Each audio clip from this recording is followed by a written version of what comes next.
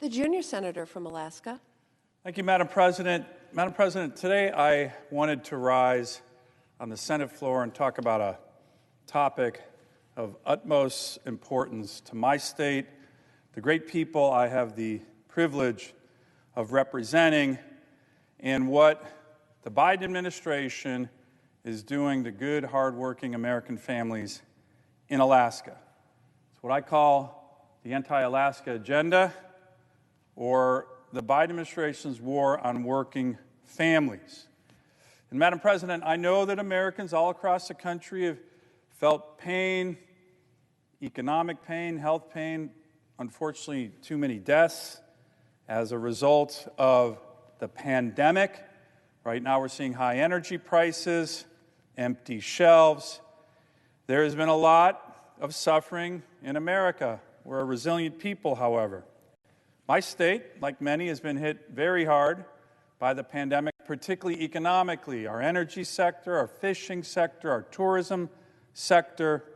And as we are coming out of this pandemic and everybody trying to work together, we all want growth and opportunity in America. We have now been hit with this. This administration has issued, in its first 9 months in office, 20 executive orders or executive actions solely focused on Alaska. I came down on the floor 2 weeks ago to talk about this. It was 19 then. You wait a week or two with the Biden administration in Alaska, it's up to 20. I'm sure they have a lot more ready to go. 20. There's no state in America that is getting this kind of attention from the Biden administration, and we don't want it. Madam President, what I'm going to be continuing to ask my Senate colleagues to do, and I'm going to start with the President of the United States, who was a U.S. Senator for many years, decades. Put yourself in the shoes of the people I represent. Let's imagine a Republican administration comes into office and issues 20 executive orders or executive actions focused on Delaware. Tiny little Delaware. The senators from Delaware, including the former senator, now president, would be down on the floor of the U.S. Senate raising Cain, raising heck, I don't think I'm allowed to swear here, because of this, because they want to stick up for the people they represent. Imagine that. And these executive orders and actions are not some kind of simple abstractions. They are 20 orders and actions that go to the heart of what Alaskans do in terms of our economy, work, keeping food on the table, keeping lights on in their homes, paying the mortgage, keeping their kids in college, keeping their cultures thriving, keeping our communities crumbling, particularly in rural Alaska. Some of the poorest communities in America. Is this where this administration is targeting the people I represent?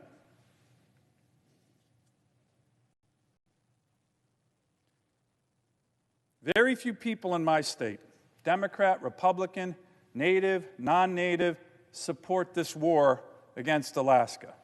This is not a partisan issue back home, and here's why. Because real people, real families, real communities are being hurt. Your fellow Americans. Madam President, it's got to stop. I've demanded a meeting with the President and his team to just walk them through this. Mr. President, do you know what you're doing to one of your states that you're sworn to defend? These orders threaten the well-being of my entire state, but they particularly threaten the people who live in rural Alaska, who are dependent on the land and natural resources for so much of their economy, so much of their tax base. And here's the thing. I know what some of my colleagues or those of you watching, oh, it's just the resource development issues in Alaska. Well, I'll talk about that. It's some of that. But it's not just resource development issues that are happening here. Let me give you one that really burns me up. We had a bipartisan bill last Congress, to provide what you would now call racial justice, racial equity, to Alaska Native Vietnam veterans who served their country when most Americans were avoiding service and missed out because they were overseas fighting for their nation, the opportunity to apply for what was called a land allotment. There was a deadline that happened. A complete injustice. Native Vietnam veterans coming home, not treated well because they're Native, not treated well because they're Vietnam veterans, and then told, oh, by the way, the land you were supposed to get, you don't qualify. So we got a bill to pass to say that's an injustice. The previous administration signed it. They were implementing it, and when this administration came into office, the number one issue I asked Secretary Haaland to commit to was finishing getting the executive order out on these land allotments to implement this bipartisan bill. Because these Native Vietnam veterans aren't living that long. The administration delayed it for 2 years. Why? That has nothing to do with oil and gas or mining. Why?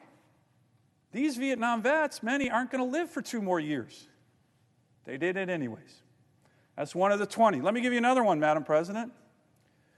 We have had down in southeast Alaska the issue of the Tongass. That's the largest national forest in the country. Every elected official, governor, senator, Democrat, Republican in Alaska the last 30 years has pressed for the roadless rule, an exemption to the roadless rule, so we can have an economy there. Roads for southeast communities. Every elected governor or U.S. senator, didn't matter the party. That's how important this was. We were able to get an exemption in the last administration. I appreciate what President Trump did on that. This administration comes in, they reverse it, one of the 20. Guess how we, the Alaska delegation, found out about that reversal? Front page story in the Washington Post.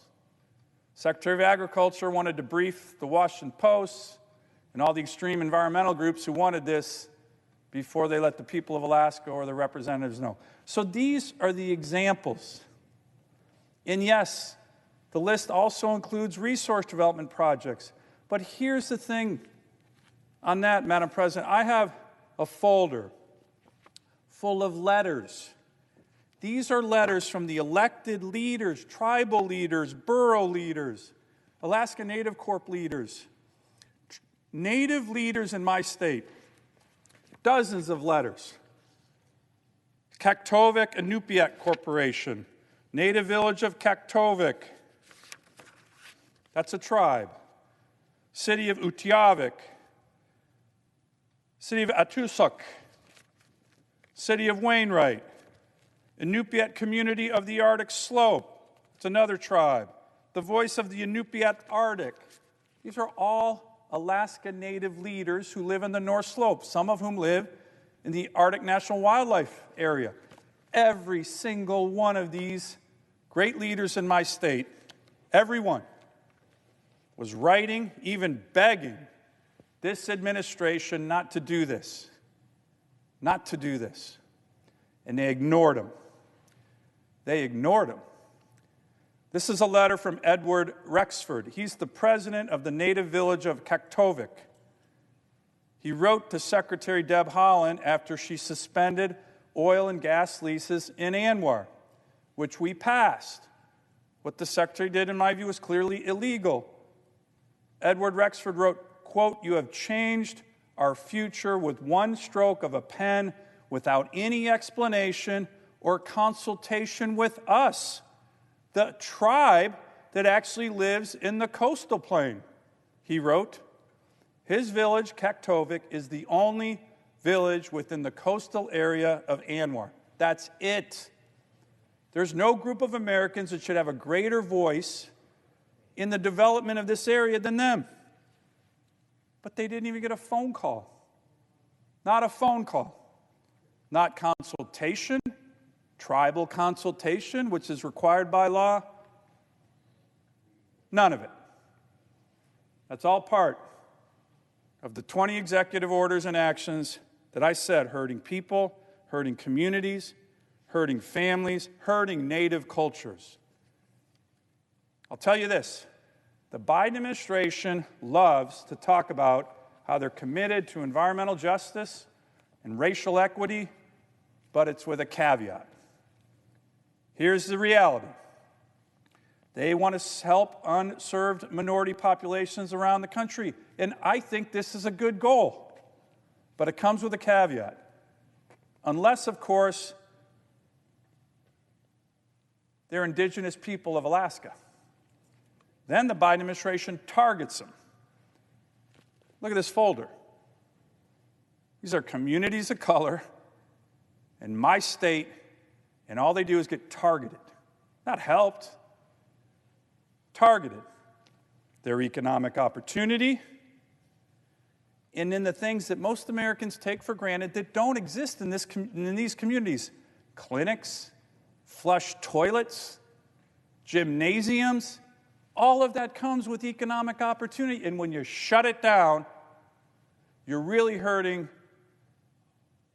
indigenous people in some of the most impoverished communities in the country. But I guess they seem okay with that. I want all of my Senate colleagues to do just a quick thought experiment. Imagine what it would be like, whether you're a Democrat or Republican, but just think about it. A Democrat, a Republican administration comes in, or you're a Republican and a Democrat administration comes in and changes the future of your state, quote, with a stroke of a pen, as Edward Rexford said, for the people you represent. Imagine an administration coming in with 20 executive orders in 8 months, shutting down your economy as you're trying to get out of a pandemic. Every senator here would be mad. Every senator here would be mad. And the one thing I very much enjoy about serving in this body is we're a collegial body. We have our differences, but I certainly have friends on both sides of the aisle. Try to work with everybody, try to be respectful with everybody. The presiding officer and I have chaired committees together, worked together on a lot of things. And here's the thing. If a Republican administration came into power and targeted one of my colleagues' states with 20 executive orders in 8 months, and whoever it was came to me and said, hey, Dan, you know this is unfair. My constituents are really being attacked, really being hurt. Could you reach out to the Republican administration and say, hey, come on, tone it down. Geez Louise, 20 executive orders, one state? I would help. And I think almost every senator here would help. That's what we do here.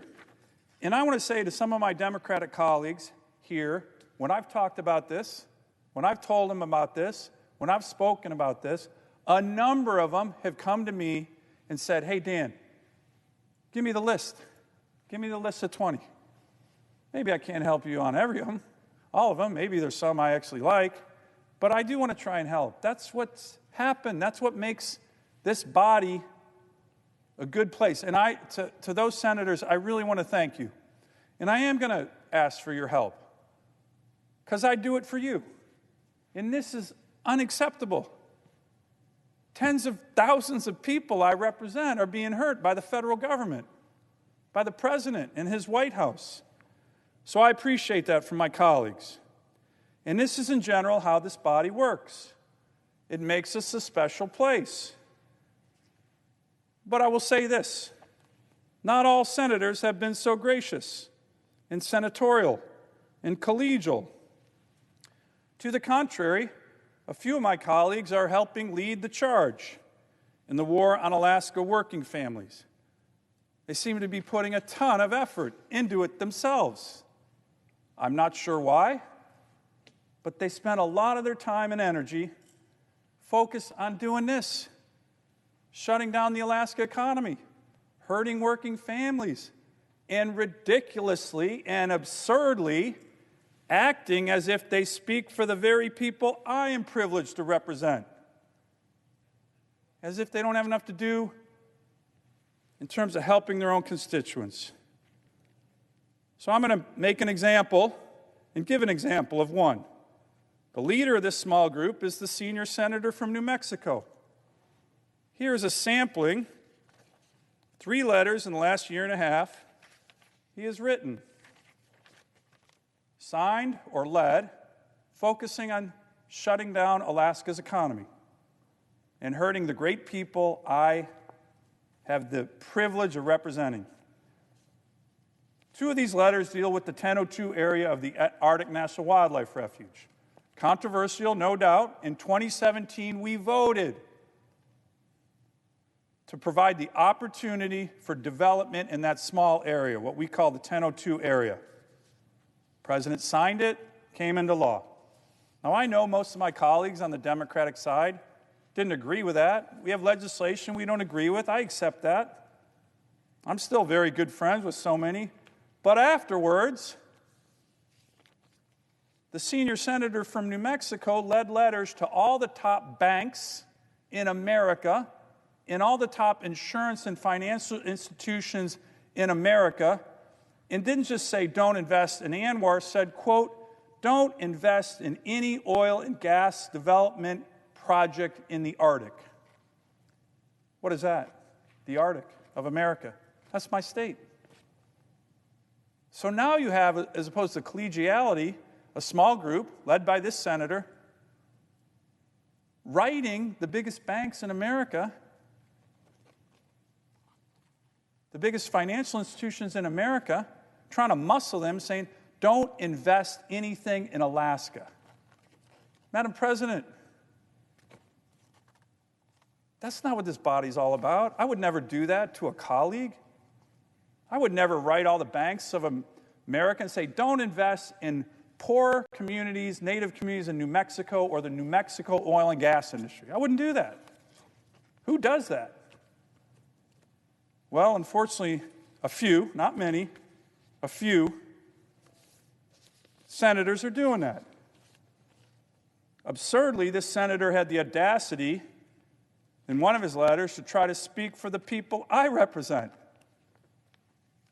He put in the letter, quote, the people dependent on the Arctic refuge don't want you to invest there. That is patently absurd. Just read the letters from all the people who actually live there. All the people who live there, who overwhelmingly want opportunities for oil and gas development and for jobs and economic opportunity. You'd think with all of New Mexico's problems, this senator would focus on his own constituents. So I reached out to him and the few others who wrote these letters. I've reached out. I wrote my own letter to them saying, hey, I was disappointed to see you do that. Why didn't you come talk to me? I wouldn't do that to you. And by the way, what you're doing is really going to hurt my constituents. This is a letter I wrote to this senator and a few others. I'd appreciate the courtesy of talking about this before you go do it. You clearly don't understand the indigenous communities that I represent. I even provided a Wall Street Journal op-ed from the mayor of the North Slope Borough, Harry Brower, the Inupiat mayor, who had a lot to say to the banks who weren't going to invest in his community. But I got no response.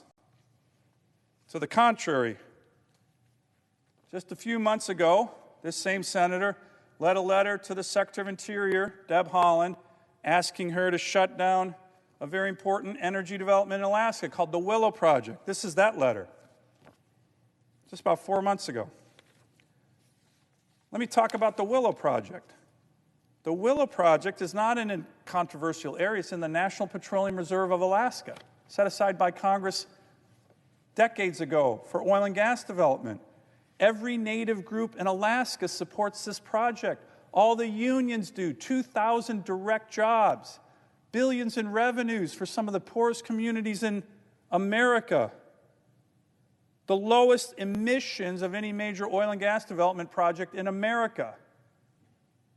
This is a huge win-win-win for everybody. Not even controversial. And yet, The senior senator from New Mexico wrote Deb Haaland saying, shut down the Willow Project in Alaska. Why is he doing this? Literally trying to kill thousands of Alaskan jobs and impoverish Alaska Native communities. Do the people in New Mexico know that their senior senator spends so much time trying to give Alaska oil and gas workers pink slips and impoverish Native communities?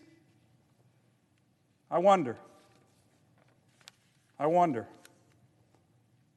Madam President, I thought for just a moment maybe I should do something against New Mexico, but then I'm like, no, you know what, that's not my style. I wouldn't want to hurt New Mexico oil and gas workers or Native communities. They're all great Americans, I'm sure. We're a great country. I wouldn't want to target them the way this senator's targeting my state, trying to hurt thousands of Alaskan working families. And it should be emphasized, and I want to emphasize, that's not how we work here. That's not what I've seen in my almost 7 years in the U.S. Senate. Senators trying to attack other senators' states, specifically focusing on hurting working families. The vast majority of the senators I know wouldn't do that at all. That's not how business is conducted here in the United States Senate. To the contrary, most of us generally try to help each other. We don't always agree, that's for sure. But particularly when states have unique challenges that could hurt their citizens, when my colleagues have come to me, hey, Dan, can you help out on this? I usually try to help. But I certainly don't go on offense to try to hurt, like this administration's doing and the senior senator from New Mexico. But I thought the better course to fight back, because I'm going to fight back. Okay? I'm going to fight back. These are my constituents who are hurting. The better course to fight back against these attacks on Alaskan working families was not to try to hurt New Mexicans, but just show this, Madam President, the rank hypocrisy of what the senior senator is actually doing and saying. One of his main reasons in this latest letter to shut down Alaska and trying to deny federal permits for the Willow oil and gas project is to, quote, achieve climate goals. Okay? That's in his letter to Deb Haaland. But if you do just a little digging, this senator seems fine with trying to achieve these goals on the backs of Alaskan workers and Alaskan natives, but not on his own constituents, not on the backs of his own constituents. To the contrary, guess which state in America has gotten way more federal oil and gas drilling permits than any other state in the country? Guess which one? Certainly not Alaska. Happens to be New Mexico. Just so happens to be New Mexico. Guess where the Secretary of Interior is from? New Mexico. Is that a coincidence? I wonder in their frequent phone calls when they talk about concerns of climate and shutting down oil and gas in Alaska, if shutting down oil and gas in New Mexico ever comes up. I'm pretty sure it doesn't. How do I know that? Because close to half of all oil and gas drilling permits issued by the Department of Interior by New Mexican Deb Haaland in 2021 have gone to one state. What state is that? New Mexico. 2,286 federal oil and gas drilling permits. Almost half of all the permits in the country to one state. So here's the bottom line. Here's their view. Shut down Alaska, hurt working families in Alaska, supposedly to help America's climate goals, but then quietly say, drill, baby, drill in New Mexico, with more permits by far than any other state in the country. Almost 2,300. If that's not rank hypocrisy, I don't know what is. So I'm going to start asking questions, Madam President, about this. And by the way, so should the press. I sure hope our friends in the press think that, there's something a little strange going on here. Clearly there's hypocrisy happening, but that happens here occasionally, or maybe more than occasionally. But is there anything else going on? And I hope the press in New Mexico asks their senior senator why he's so darn focused on hurting the good people of Alaska. Because I wouldn't do that to New Mexican oil and gas workers or New Mexican Native communities. And finally, Madam President, I'm going to ask questions in another area. The Biden administration is clearly trying to shut down my state. It's there for everybody to see.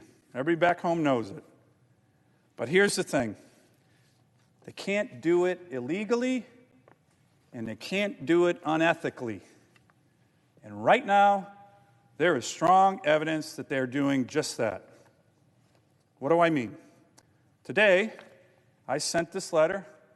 I'd like to submit it for the record. To the Inspector General of the Department of Interior. And here's what I'm asking in this letter. There is very strong evidence that at least 4 senior political appointees at the Department of Interior who have been involved in many of these 20 executive orders and executive actions shutting down my state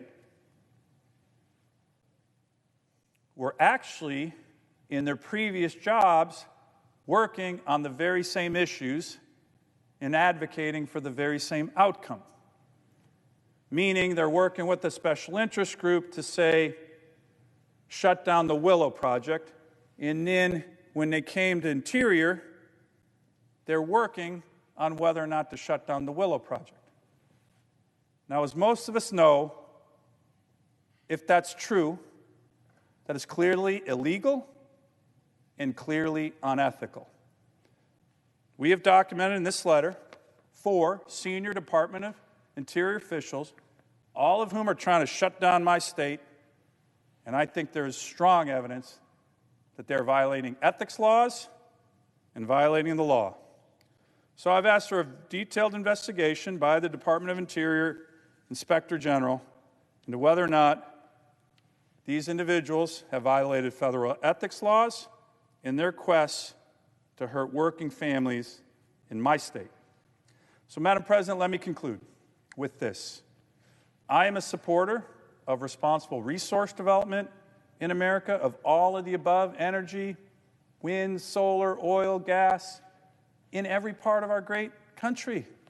In Alaska, of course, in New Mexico, all across our great land, and I'm a supporter of the great men and women who do this in Alaska and New Mexico and Texas and North Dakota. But what is happening to my state right now, this is just wrong. And I'm going to fight it. And any other senator who would be going through what my state's going through, with your constituents being harmed, you'd be down on the floor fighting it too. The vast majority of the U.S. senators here, Democrats and Republicans, I think deep down in their hearts know that this is just wrong. You don't come in with a new administration and say, hey, let me target one state and beat the heck out of their working families. It's just wrong. And I'm hopeful that my colleagues here, and I'm asking them because we need the help. I got great people I represent, proud, tough people. But you can't fight the whole damn federal government when they're focused on shutting you down. So I'm hopeful that my colleagues, all of my colleagues, I will share the list of the 20, that you can help me get the Biden administration and some misguided, hypocritical U.S. senators to enact a ceasefire in their war on working families and Native communities in the great state of Alaska. I yield the floor.